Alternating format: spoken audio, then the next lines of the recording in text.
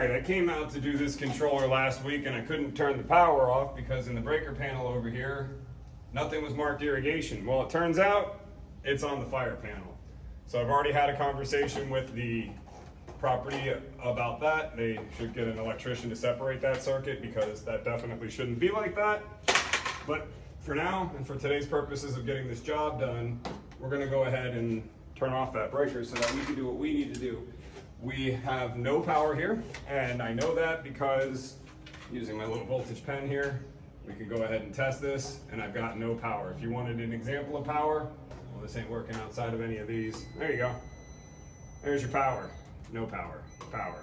So now that we know we don't got any power, toss that into the tool bag over there.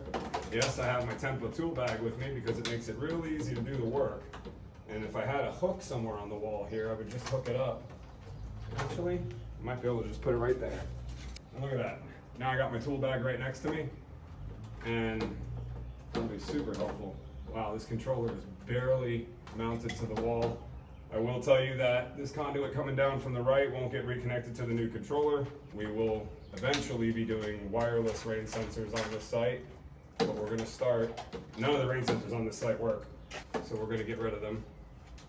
We got the power disconnected here. I already took a photo of what's going on in here with the wires. Fortunately, most of them are labeled, so we should be good to go with the labeled wires there. This one being zone number 9, the last zone up there. This one's marked for 8, and I'm just checking them as I take them out to make sure that they're marked properly, and they are. This one's marked for 6. We'll go ahead and speed up the video here. And just like that, the controller's off the wall. I'm actually gonna hold on to that one. It's in good shape, so it's a good example of what the older controllers used to look like, so that'll end up in my collection. We're gonna go ahead and fit this new controller on the wall here, and fortunately for us, we've got a little wiggle room here with our conduits because the separation here is a little wild. I'll go ahead and open up the hole on the bottom of this because 3/4 is not the same as the 1 inch here, so we're gonna go ahead and get that done now. Okay, so it's gonna be a little crooked. Well, some of the pipes will, but everything else is gonna remain in good shape. I'm gonna go ahead and mark my 3 holes for my concrete screws. This one up here will be a little bit hard to see, but I do have a method to my madness there. My trick here at the top is to get a hole right where the middle is on the top of the controller. I was gonna say right where I believe it is, but I know where it is. And then I'm gonna drill a hole about a little more than 1/4 inch south of that. And that's gonna be the hole I'm gonna mount the controller to. And then I have my 2 other holes.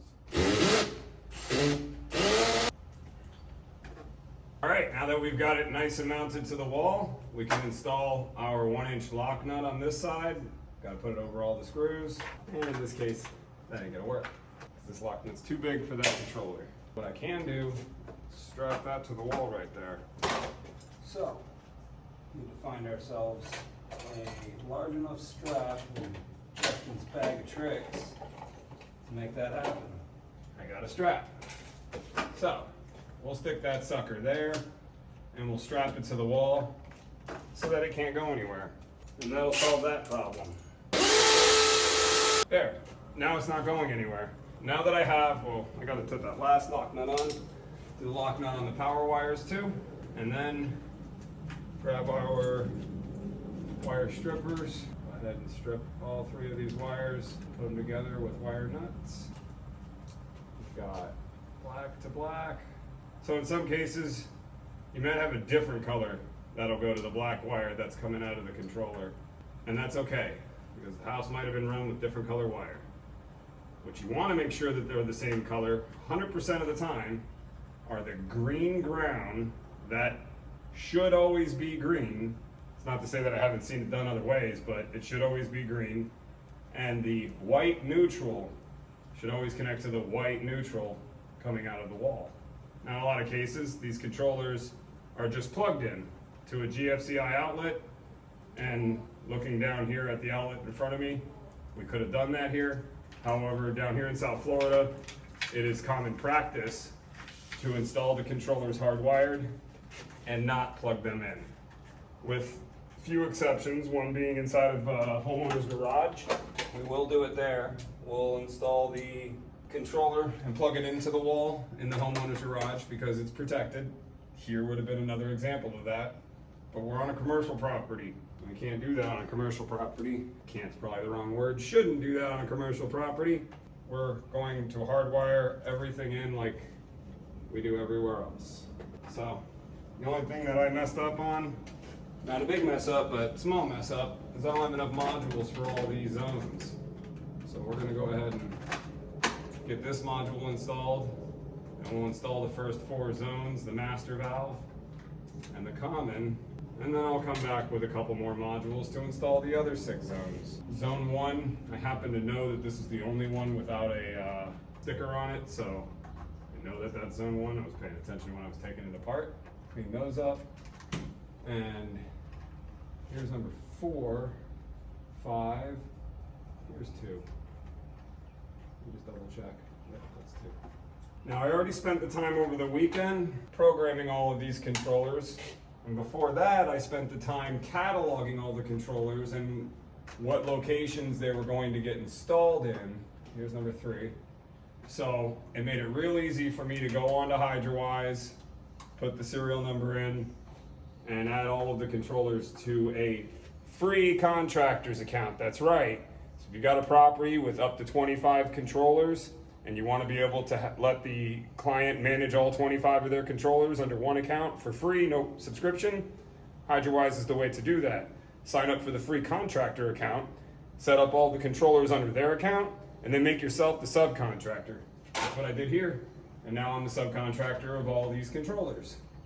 Until the client decides, hey, we don't want Sprinkler Dude managing these controllers anymore. We want Sprinkler King to manage the controllers. So then they call Sprinkler King and then I get removed from the list. Doubtful, very doubtful that will happen. So I'll leave these wires right here for now. I'll come back with a module for that. We can go ahead and tie up the last bit. Something I like about the HPC controller is you can actually put this thing together single-handedly. Boom, boom, done. And then go ahead and place the door on there. All I gotta do is put a sticker on it, throw a key in it, clean up my mess, and we're done. Well, obviously I gotta come back and put in that module, but we're done. The controller is installed, it will work. Oh wait, usually I have to walk into the room to go grab or turn on the power. We don't have to do that today. Power's back on. We just have to wait. Let me make sure I turn that on.